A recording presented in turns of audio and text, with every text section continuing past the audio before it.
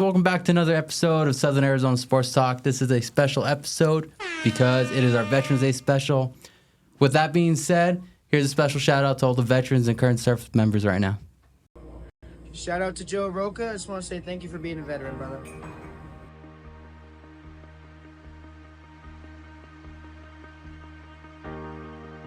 What's up, guys? I just want to give a special shout out to all the veterans out there, especially those that train at Irie Jiu-Jitsu. I want to say thank you for your service. God bless. I want to give a shout out to all my vets in America and the ones that come to Deep Barbershop. Shout out Justin Olsen. Thank you for your service.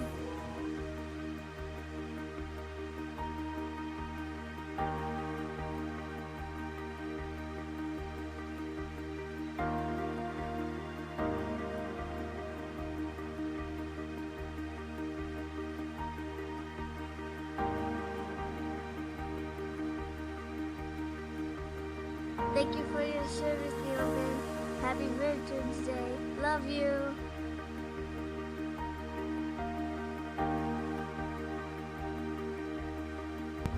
Happy Veterans Day from all of us at Highmark.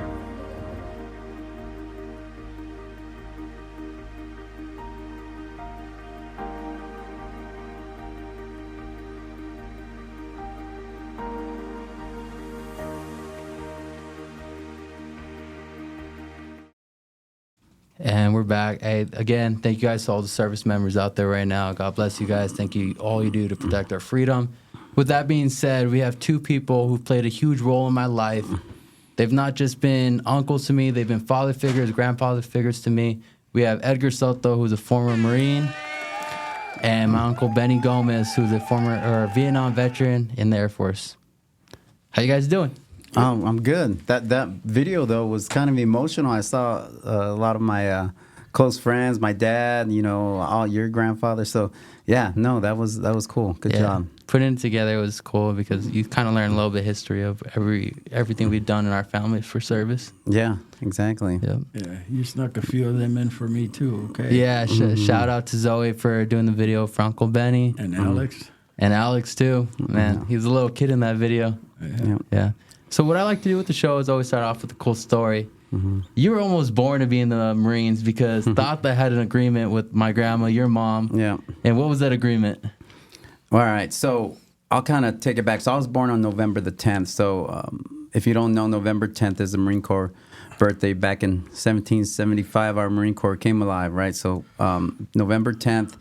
And my dad is a Marine, right? Was a Marine. And he was a proud Marine. I mean, he was really a proud American, a proud Marine, and he would always tell me stories about being in the Marine Corps. So that would really entice me and got me excited. But the story goes like this. So, I was scheduled to be born in November, and my dad told my mom, wouldn't it be great to have a son born on November the 10th? And then my mom said, yeah, what if he is born November the 10th? And she said, well, if I have a son born on November 10th, I'm going to buy you diamond earrings. So here I was born November the 10th, I think about 1 a.m. And my dad, came through and bought my mom some diamond earrings. So Thought they came through with that present. Exactly. So that was cool. Happy early birthday, by the way. Hit that air horn for Edgar. Yeah. Thank you. So one thing I want to know, and this is a little bit different because we're not talking about sports. We're talking about something way, way bigger. Mm-hmm. What got you guys into wanting to join the service? And, Benny, I want to start with you because before you were in the service, there were some crazy things going on. Can you get into that? Well, basically in the neighborhood I grew up in, Barrio Hollywood, the majority of the guys after high school would join the service. And we were all in trouble, not big trouble, just drinking and fighting kind of stuff. Yeah. And I was worried. By the way, guys, he seems like the nicest dude in the world, but you get to some stories about when he was a cop and when he was in the service. This dude's a scary dude, guys. No, I'm not. But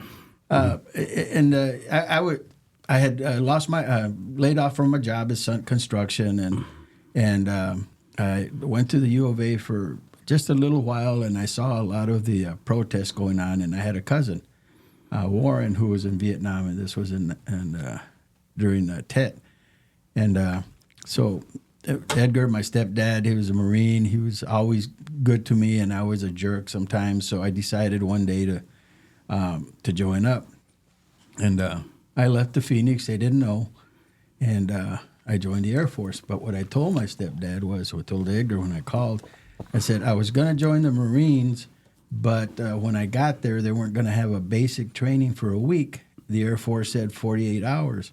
So I said, okay, I signed up for 4 years. But I told my stepdad that the Air Force found out I could spell my name, so they took me instead. So it was always a thing between us when my brother Edgar, and the way I look and stuff, I tell people I'm adopted because everybody's clean cut. But when they used to simplify themselves, I used to say, "You're learning. You have to enunciate. Simply fine." Yeah. So it was a thing, and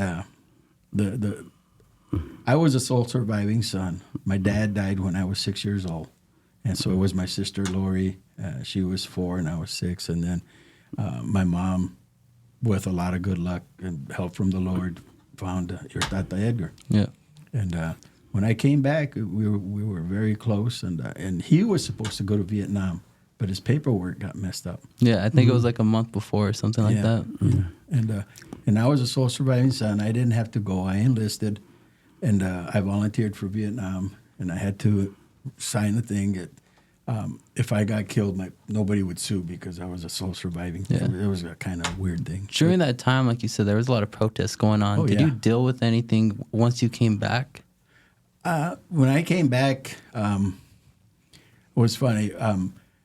Where I was stationed, there was a secret base, and we had some stuff going on, and I got put up for a commendation, a medal type thing, by my captain, and the colonel said, "We can't do that because it never happened, because of where we were at. We were on the Laotian border and stuff. So, but you can go to a Bob Hope show, or you can go home 3 weeks early." Yeah.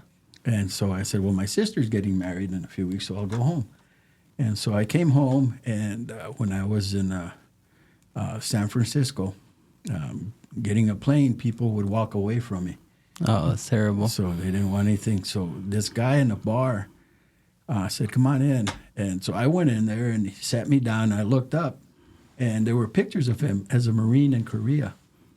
So he fed me, he gave me some cash, and he put me on the plane. Yeah, kind of brothers sticking together right there. Yeah. And then when I got to Tucson International, I was trying to get a cab, and I couldn't get one until this guy drove up that happened to be a friend of your Tata, and my stepdad Edgar. He gave me a ride home. Edgar was I thought that Edgar was probably one of the most well-known people in all of Tucson. Oh, yeah. So I was going to surprise everybody when I got home. And I got home, and everybody was gone for the weekend. And Hit that trombone sound, Dave. No, trombone. My bad, wrong one. I was excited. So I waited for a few hours, and they all got home, and it was, So, but yeah, it was. I'm glad I went. Yeah, because you were how old were you when you joined in? When I joined, I was 19. What was it like being so young? Because at that point, you're with grown men. Yeah. Well, what was good is I had R&R, rest and recuperation, with 2 of my friends that I was stationed with in Bangkok, Thailand, for a week. So we had a good time. I turned 21 in Bangkok. Oh, no. All right. We won't talk about those stories. Yeah. Now, going to you, too, Edgar, because your story is a little bit different because you were already graduating college at this point. Yeah. What made you want to join the Marines? Because there may be people that look at that and be like, you could do a whole nother career. Yeah. Well, I think what it was is I always wanted to join the Marines. Like, I knew I was going to be in the Marine Corps at some point, but I had told the recruiter, I had taken my ASVAB and done all the testing right out of high school.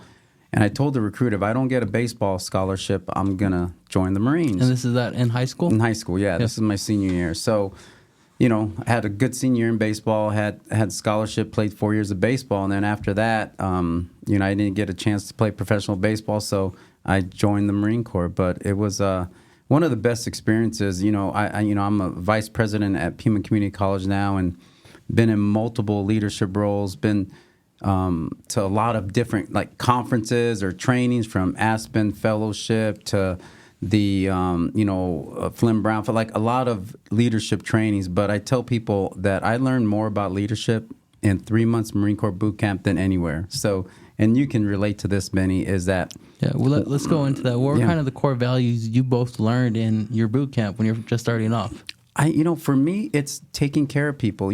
People see Marines and they're killers. They're the tip of the sword when they go into battle. But what I can tell you is that when I meet a Marine, like, I'll give you an example. So our new chancellor at Pima Community College is a Marine, right? Jeff Nassy, Dr. Jeff Nassy. And he was in Parris Island, South Carolina, and I was MCRD San Diego. And we first met, realized that we're Marines, and the trust is there. So, this happens, I think, with military and with law enforcement.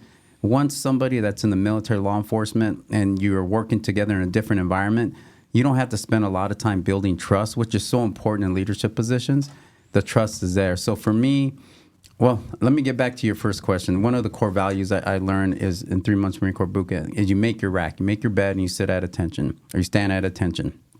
Once your rack is made, if everybody's rack is not made, you tear it apart and you do it again. And in the Marine Corps, we literally did it hundreds of times. Shoot. Air Force probably less, until you realize, okay, once my rack is made, I help that person make theirs.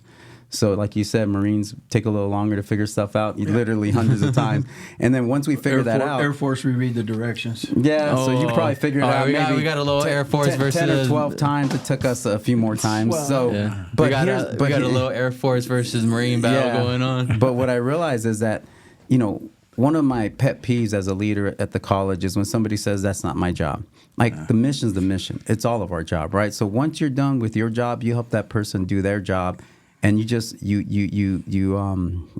accomplish or you complete the mission. So that's one of the things I learned. Cool. And let's go back to where you're talking about the chancellor, because I think you were getting into some good information right there. I was talking about building trust. So one of the things that happen when you're at a new place, people are trying to build trust with each other. So when you trust somebody, things happen a lot faster, right? When there's trust is not established, it takes longer to do things because you got to verify, check. Like, for me, because we have that trust and I know what he's done, what he's been through, how we've kind of have shared experiences, and like I trust what's going to happen, and we're going to move forward with things, and we're just a little more efficient and faster. So absolutely, yeah. That's amazing. How about with you, Benny? What's some of the just a little to add to that? It's because you're both in sports very deeply, and I think the military is a part of that, because the ones that win in sports are the ones that play as a team, not as individuals. And that's the way in war, that's the way in the military. The ones that come back alive are the ones that play as a team, that take care of each other. So there's a lot. It's like, I think it's like 3 or 4% of the eligible population joined the military.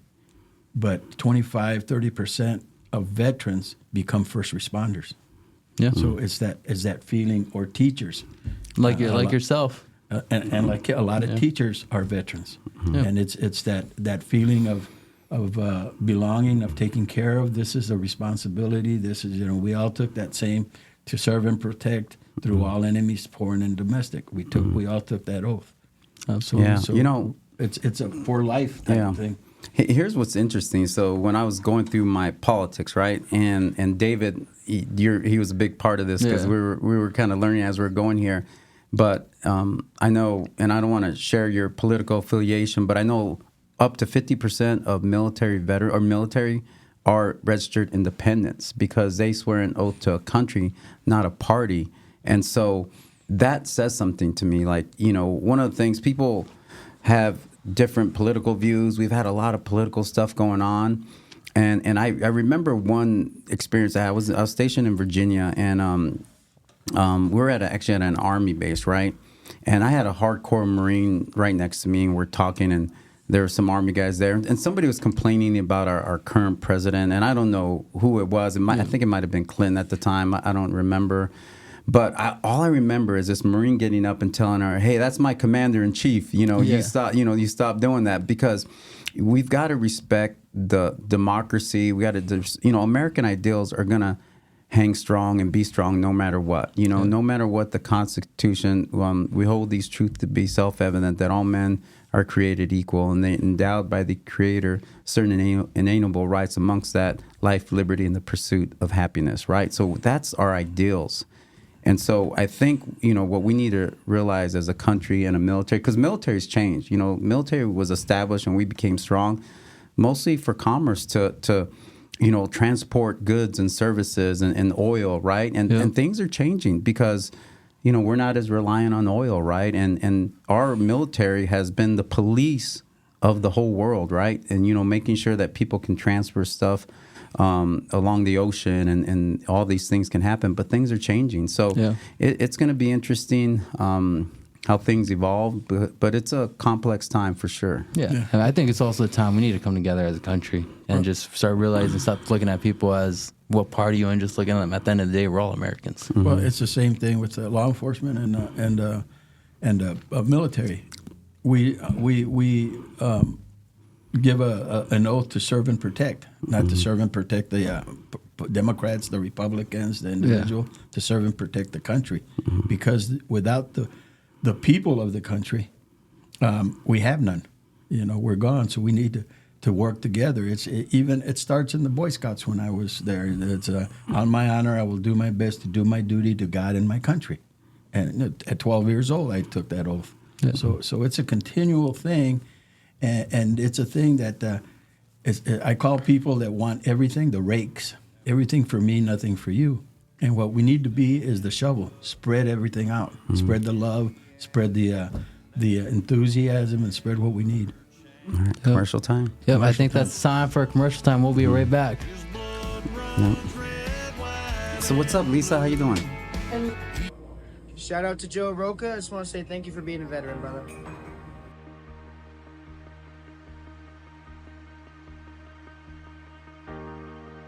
What's up, guys? I just want to give a special shout out to all the veterans out there, especially those that train at Irie Jiu-Jitsu. I want to say thank you for your service. God bless. I want to give a shout out to all my vets in America and the ones that come to Deep Barbershop. Shout out Justin Olsen. Thank you for your service.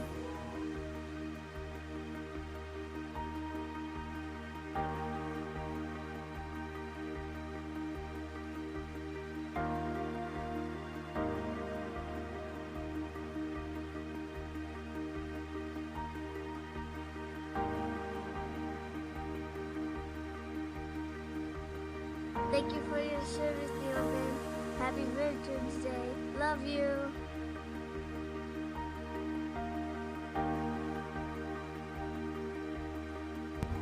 Happy Veterans Day from all of us at High.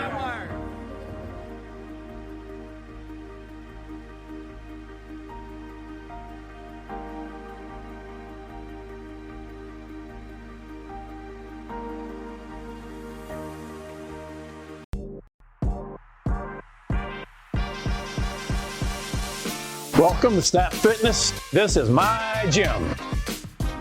And my gym. And this is my gym. And my gym. Here at Snap Fitness Marana, we welcome all kind people trying to stay healthy. Ready to make us your gym? Click the link below, message us on social media, or give us a call 520-400-4646.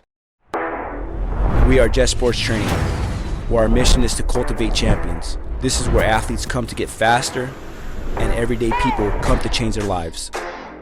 This is not a gym, but a community. Come get jetted.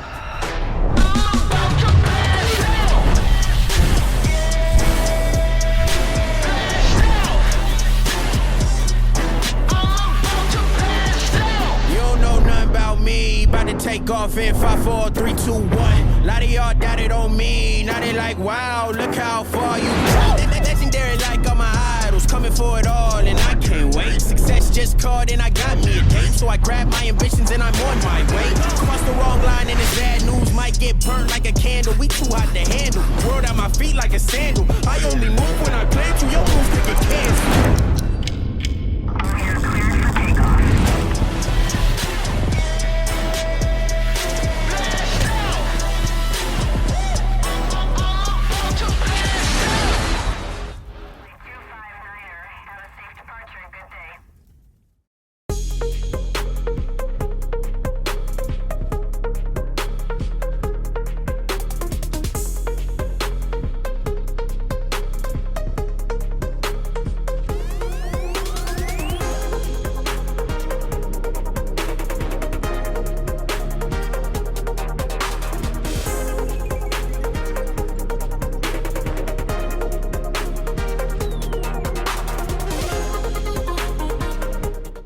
This episode is brought to you by Advanced Vision Care and Dry Eye Spa.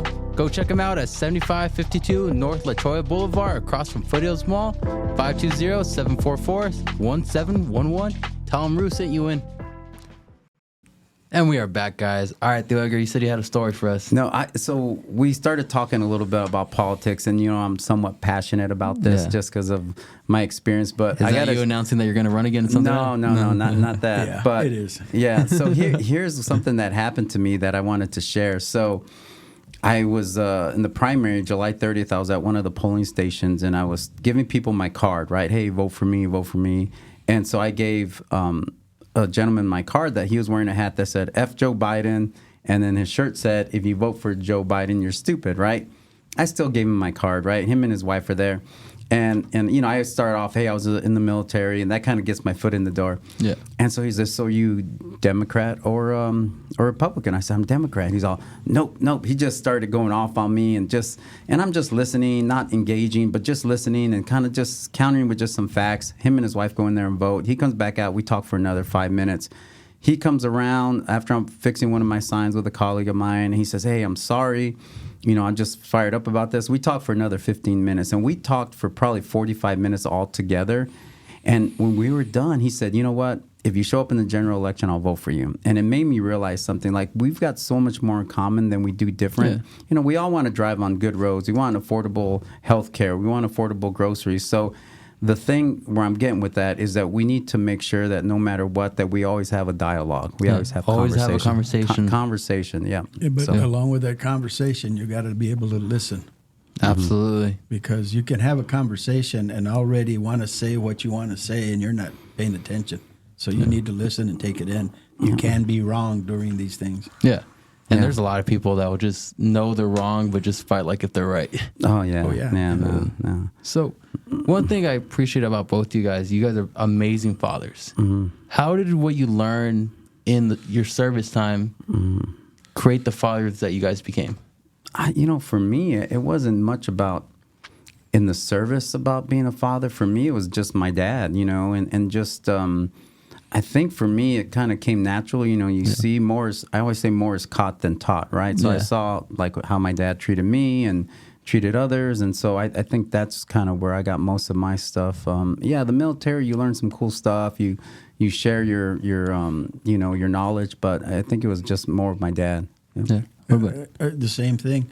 I still remember the story when Edgar was a little older and he got upset when he got home because we had different last names. Oh, yeah. And he didn't know why. Yeah. That's the way your dad treated us. Yeah.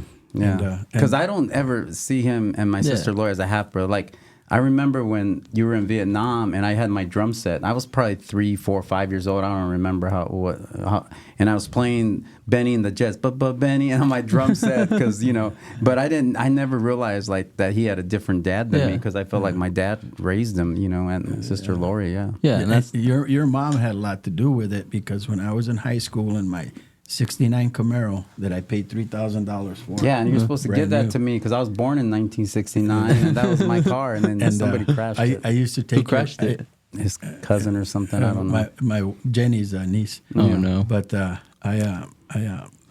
used to take your mom with me in the car seat in the Camaro. I got so many dates because these girls would see a 17-year-old changing a diaper. Yeah.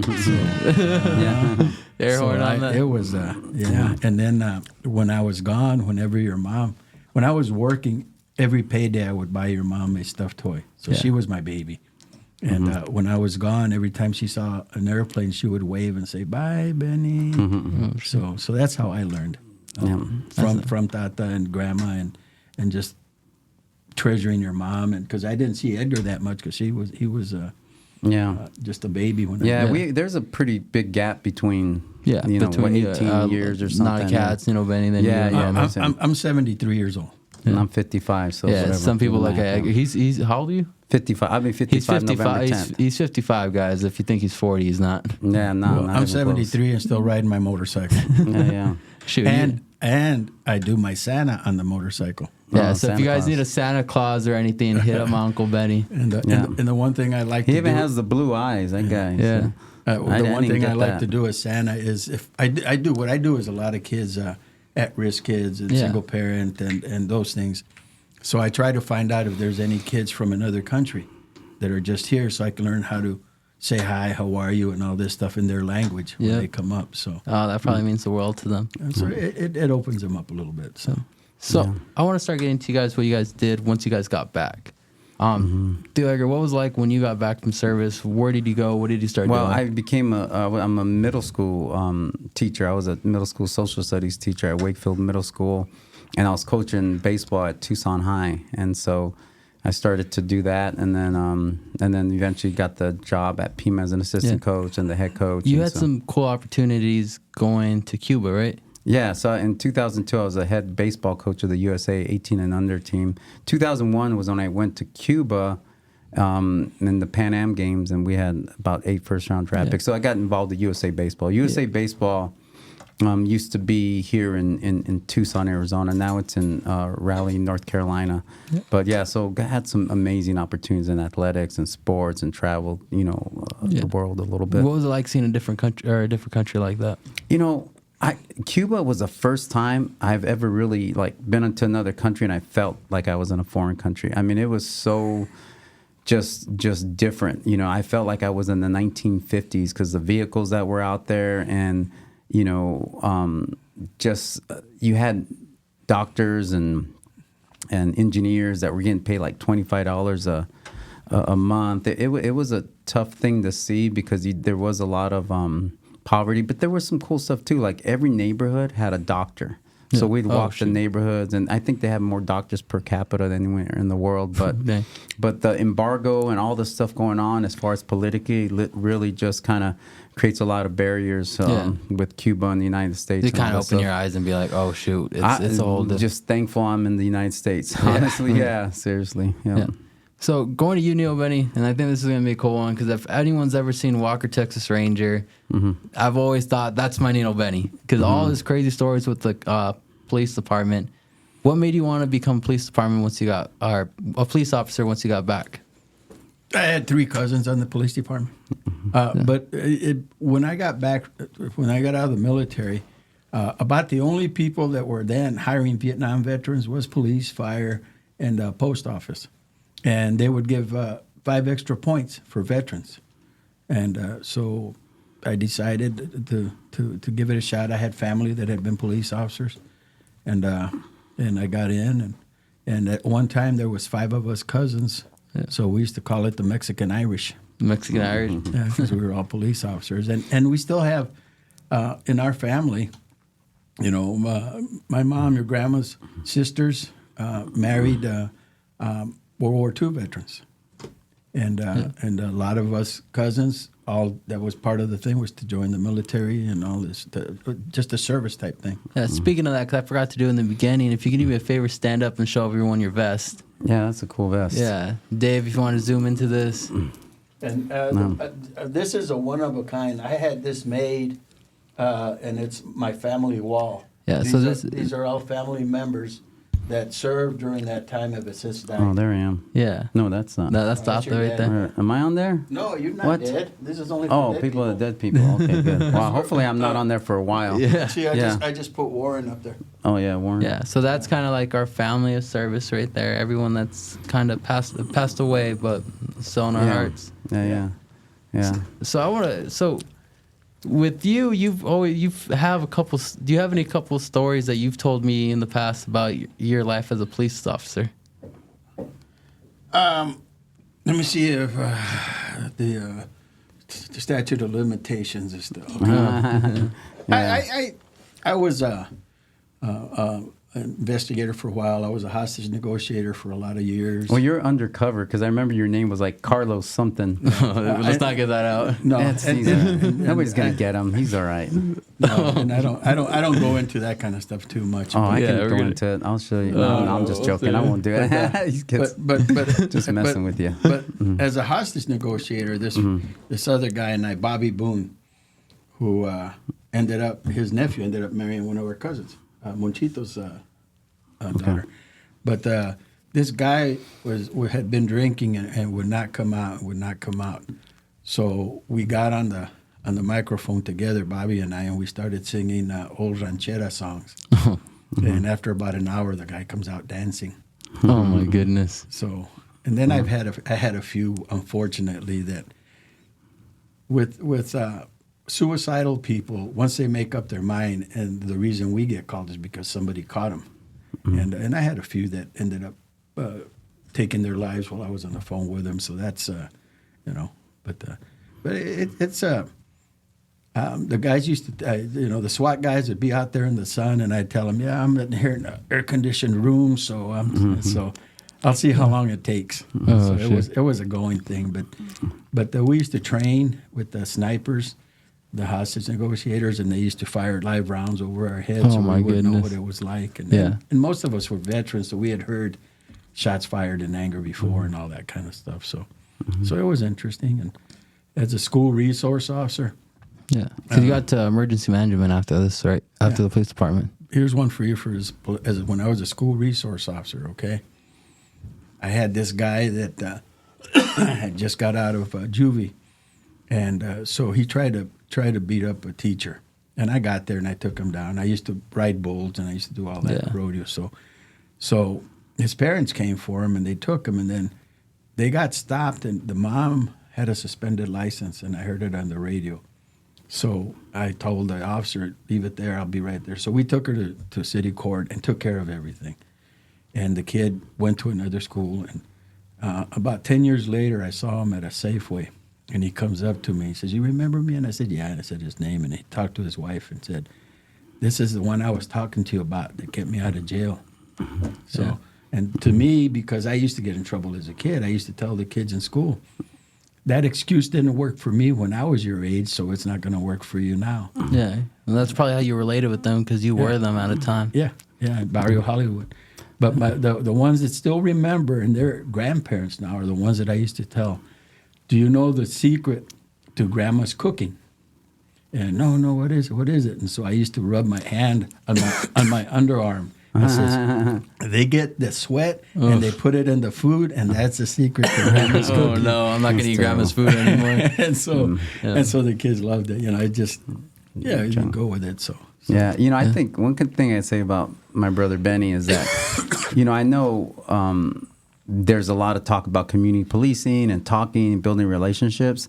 He was doing that a long, long time ago before that was even a thing, because and just an example, so we have somebody that we all know that is our handyman, right? And that's a guy that my brother had arrested a long time ago, but, built a relationship. Because I think with the thing about Benny, what I've noticed with people he's arrested, or like he realizes like he's probably meeting this person on one of their worst days ever, right? Yep. And so he was always able to connect with people and not just be harsh or whatever. I mean, there's times he had to be harsh and take somebody down and arrest them because they were a threat to other people. But most of the time, he tried to have a conversation.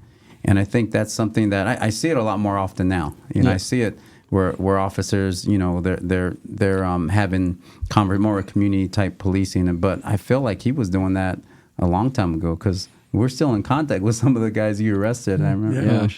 Yeah. And it's a thing, it's. You make a mistake, and it's not a serious mistake. It's just a dumb thing, and just like when you lived at my house and you got burglarized, and the guy that burglarized him, I had arrested, and so when he got out, I told him, and his parents knew where I lived. I knew where they lived, and I told him that was my brother's house you burglarized. And so he got his stuff back. Oh shoot! So it's just a matter of connecting with people. Yeah, building relationship. That's something we always say here. It's not about power. It's about just being sincere with each other. Yeah. I think that's part of it. Is just like we have a lot of people that have made mistakes, right? And the one thing that I don't know if people realize, 90% of people in jail or prison, they're going to get out. Yeah. And if we don't have pathways or ways they can, have access to a good job, a livable wage, so they can live life with meaning and purpose, they're going to go back to doing what they're doing. Yeah. So it's important that, they have connections or networks so they can get the support they need to get back on track and be a productive member of society. Yeah. So both you guys, you being a leader in the colleges and you being a former police officer, what do you think the community needs to start, one, avoiding people from even getting jail, and once they get out, Man, you're gonna get this. I got the actual answer. Let's hear it. So here's what I know. Okay, so one of the things we've done at our campus is we've created 2 early childhood education centers, 2 child care centers. And what we know from research, from facts, that for every dollar you put into early childhood education, that's 0 to 5 years old, where 90% of your brain develops, you get up to a $16 return. And that's not me saying that. That's James Heckman, a Nobel Prize winning economist. Because you don't have to have as much support when they get to elementary school. You don't have to have as much support when they you don't have to have as many prisons or jails. So it's kind of like in athletics, I call it prehabilitation. If we do these things early and we build a foundation where they go into kindergarten, they've got a good foundation, so they don't, because it's much harder to try to fix somebody if they don't have those skills early than it is to try to just do things early. So for me, the answer is early childhood education. Rehab before rehab kind of thing. There you go. Sports. There you go. How about with? For me, it's your tata had the perfect answer way back, because I used to be in trouble, and he would say, "You can give a child everything, but they're going to turn out the way they're going to turn out." So I think the way you raise a child, you can't, as a parent, you can't be a friend.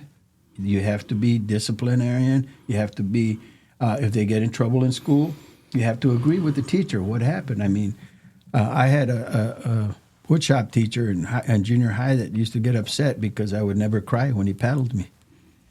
So that used to be the time. He used to get paddled. And I would cry afterwards, but I didn't want him to see me. But I think it's a mutual thing. I think it's you teach your children respect from the beginning, and it goes on. And sometimes you have to be a disciplinarian, but you also, when they do good, you praise them and you're proud for them. You always tell them you're proud. Yeah. And you have to agree with the educators. You have to agree with people that we all make mistakes. We learn from them. If it was a perfect world, it would be very boring. You wouldn't even want to go out because everything's going to happen the way I want it, so why even go? So if you don't make mistakes, you're not working, you're not looking at it. So mistakes are helpful if they teach you. Absolutely. And it's always, well, I tried. And I think with me, I tried. I did. It should be instead, I did the best I could, but I'll do better next time. Yep. I think you say you never try, you just do. You just do. And if it doesn't go, you do it again. You learn from it. You learn from the mistake, and you change what you need to change, and you do it again. Yeah. And you do it for the right reasons. Absolutely. Now getting into, because I'm going to try not to get emotional with this, but one of the veterans we all know is my tata, your stepdad, your dad. What's probably the biggest lessons you've learned from him? Yeah, that would get me emotional. I don't know. Maybe I'll hand it off to Benny. Now, let me say this, because he passed away in 2006. Yeah. And you know what I remember most about it is that I remember when I was playing sports, right? He would tell me, would you rather have me tell you when you do something wrong or praise you no matter what? And I was like, no, I want you to tell me when I do something wrong. But he always praised me. I don't remember, I think for him, what I realized is that what he cared about most was my effort. He could care less if I won or lost. He said, did you do your best? And I was like, yes.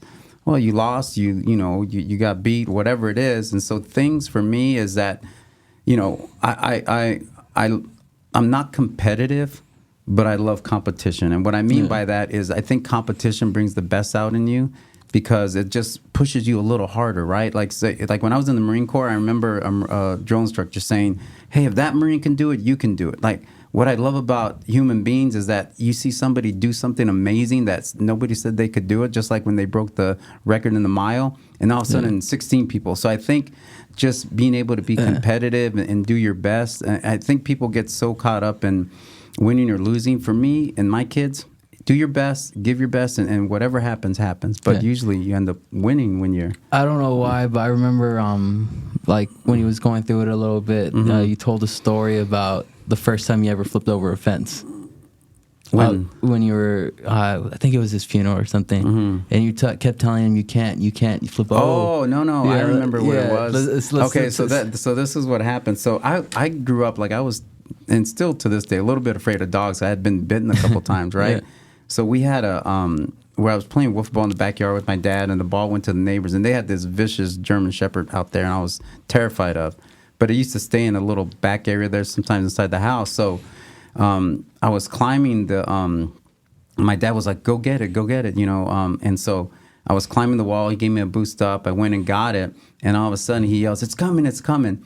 The wall I actually climbed, I jumped over. And I was like, 10 years old or whatever. And I was like, how did I just do that? You know? But I was so scared, and it made me realize, like, you're capable of so much more. Yeah. And so, I remember he was just teasing me. The dog wasn't coming, but I jumped over this huge wall, and I think and I was like, how did I do that? But it was just because I was so darn scared and didn't want to get bit. Yeah, that kind of shows, like, everyone is capable of so much more than they think. And that's what's so important about us, right? I think the one thing that I realized in life is I was very fortunate that I had a lot of good friends around me, and your environment is so important. You hang around 5 people that break into cars or do drugs, pretty soon you'll be the 6th one, right? But if you hang around the people that are doing things right and are motivated and you challenge each other in a positive way, and that's where I've always had good friends, and my parents, they always loved my friends. Like my dad always loved my friends, and that meant a lot to me. Because you had like 10 people spending the night at grandma's sometimes. Oh man, when I was little, we had 12 and then you people. too. Our house was our place was a place to be in the neighborhood. Yeah, so that's the way we were raised. Our grandma was the same way. She had people in there all the time. Yeah. With me, it was when I was younger, and your tata and I didn't get along. And that's pretty much normal for a young kid with a new stepdad. And then in high school, we played golf together. And then when I joined the service and I came back, we became friends. And we used to drink beer at night after we got off work. Coolers, all right. What was it? It was Budweiser. Budweiser. Yeah. And we would sit there and drink beer. And then as we got along, when I met Jenny on a blind date, and 3 months later we were getting married, and everybody was upset, especially your mom. And my mom's with the men in her life. She's freaking protective as heck. The one person you don't want to piss off is probably my mom. Yeah. But the first one that in the family that accepted Jenny, and we've been married 46 years, was your tata, my stepdad, and then we became father and son. He was great with Benny, my son, and Melissa. We lost her when she was 6, and every time you mentioned her name, he would cry forever. And so when he had the cancer, and we'd be at the doctor or something, or we'd be at the house, he would call me out and go outside with him, and he would leave marks on my arms from the pain holding on to me. Yeah. And then once they would go, he didn't want anybody else to see it, but he was okay with me. And then because we were veterans and because we had gotten close, and then we would go inside and I'd hide my. Yeah, he knew you were strong enough to handle those times. And then and so those are and then even now I when I was in Montana I had a daughter, and her mom didn't. They lived here for a couple of months and then they moved back. She got married, but. She always thought, my daughter always thought that we didn't care. I had always written letters to her, but her mom had hidden them. And so when she came, and she was in her teens, and there again, he was a tata to her right from the beginning. Yeah. So that's just the way, he was very loving, very caring, and that was just it. That was just him. Yeah, sarcastic as all heck too. Oh, yeah. That's where we all get it from. That goes beyond saying. That's what taught us what we learned. But but I always took care of grandma. Yeah, very, absolutely. Very caring. He took care of everybody else. Family came first. Absolutely. So. Yep. With that, guys, we're gonna do a quick break before we get out of here. We'll be right back. Oh, I didn't hear the music coming. Was it?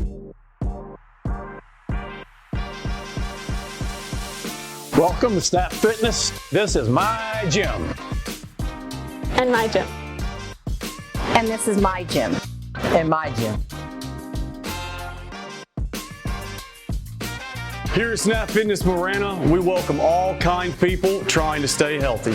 Ready to make us your gym? Click the link below, message us on social media, or give us a call 520-400-4646.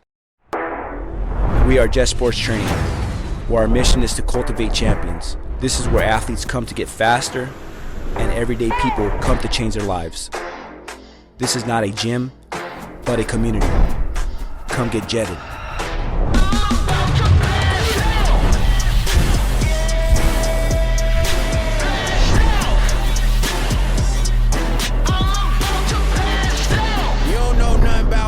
About to take off in 5, 4, 3, 2, 1. Lot of y'all doubted on me. Now they like, wow, look how far you come. Legendary like all my idols, coming for it all, and I can't wait. Success just called and I got me a date, so I grabbed my ambitions and I'm on my way. Cross the wrong line and this bad news might get burnt like a candle. We too hot to handle. World at my feet like a sandal. I only move when I play to your moves to get canceled.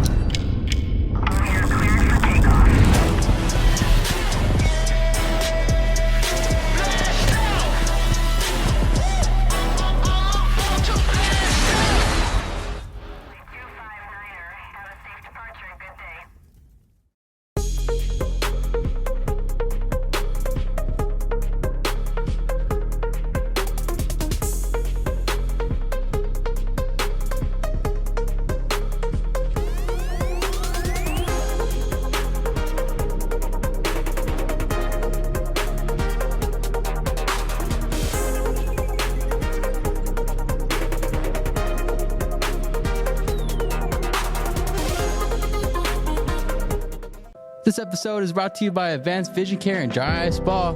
Go check them out at 7552 North La Cholla Boulevard across from Foothills Mall, 520-744-1711. Tell them Rue sent you in. And we are back, guys. One question I do have for both of you before we get out of here is, as community members, what can we do to support our veterans and our current service members? And I want to go to you first, Benny, because you're currently doing some stuff right now. Yeah, I'm a member of the American Legion. And actually, I ride out of Pascua because they needed help. We used to be at Post 59, which is in Barrio Hollywood, and then Cousin Warren, who passed away a couple years ago from Agent Orange, he had 639 missions in Vietnam on a helicopter. Oh, shoot. And so... And he was a huge role model in your life, too, as well, right? Well, when my dad died, I was 6, he was 8, and he pretty much became my big brother. I carry a little thing of his ashes with me all the time. But we went over there. So with Pascua, I'm a member of the American Legion and the Legion Riders. So and the Patriot Guard Riders. So what we do is we do funerals. We hold the flags up. We do veterans things. We go to schools during holidays, and kids sit and take pictures on the motorcycles, and we do a lot of stuff with. On the reservations, we collect stuff and send it to the Navajos and the places that are needed, and it's all in the name of the veterans. And what's really sad is it used to be we were doing a lot of funerals for World War II and Korea War veterans, and now it's more my group, the Vietnam veterans. Oh, no. So I lose a lot of police officers. Yeah. I've lost people that I worked on an emergency management with, because I went on a Friday from the police department to Monday emergency management when I retired from one to the other. Yeah. So it's always been with our family. It's always been first responders and teachers, pretty much. Yeah. So, Everyone's taught except my mom. Yeah. And I used to contract to ATF, and I used to teach around the country. But your mom does social work, so so it's still the same. Yeah. One thing I want to ask you too, a lot of people struggle once they get back from service time. What's your biggest advice for someone just getting out? I used to have a lot of dreams, and I used to, and back then, PTSD wasn't a thing. What we used to do is there was a lot of us on the police department, and we used to get together after work and have a couple of beers and talk about it. I started to accept what had happened, and learn from it, and learn to live with it. And it was a part of me, a part of my life. I couldn't change the past, so I learned to live with it. And the hostage negotiations helped, the training, because we did FBI training, and so I learned a lot on how to live with the past, but take it to the present, and not worry about tomorrow. Because once like I tell you all the time, once tomorrow gets here, it's today. So just be cognizant and do the best you can today, and tomorrow will take care of itself. Yep. Focus on today before tomorrow. With you, Edgar, what's your advice, or what do you think? Being a leader in the community, what can we do to support our veterans? I think first of all, just hearing, hey, thank you for your service, that kind of stuff. If you're at a coffee shop or some, just thanking them, buying them a cup of coffee, whatever it is. But the one thing that I want to share is, what I think we could do, with our veterans and with just each other is get to know people that are different than you, that think different than you, and see how you can connect on what you guys do agree on. Because I think right now in our country, things have become so polarized. You got right, left, and I think we need to come up and create situations and conditions and spaces where we can have some dialogue and talk about some things and keep it in a positive light. And, we all want good jobs, right? We all want, positive economic impact. We want housing. We want, we probably all want people that are homeless and that are on the streets to have a place to live. And so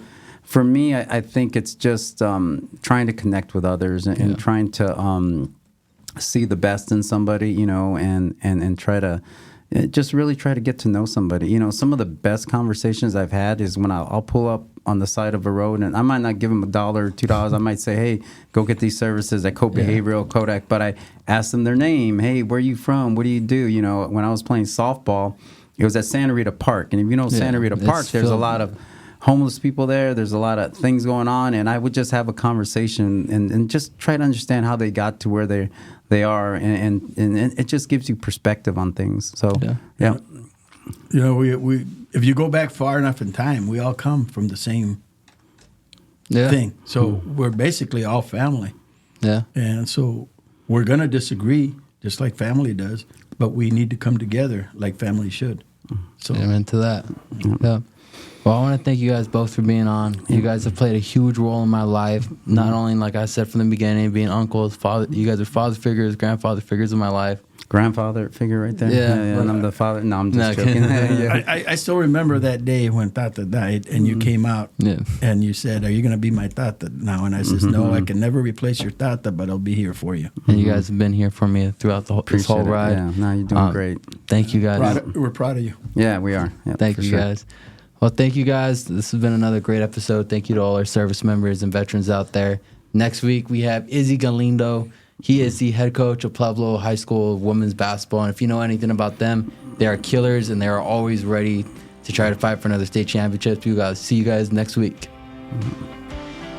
I saw her flying there by the dawn's early light.